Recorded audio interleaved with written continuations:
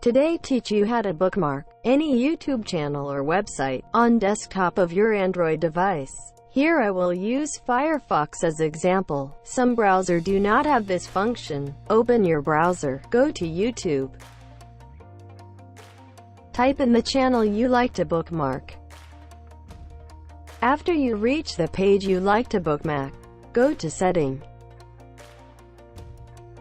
Click on Bookmark button. For Firefox, click on Option. Out here you can choose Edit for edit the name. Add page shortcut.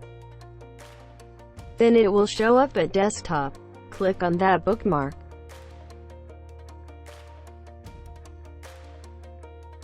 Click on Android icon.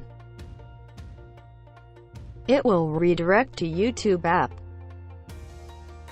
Thank you for watching this video.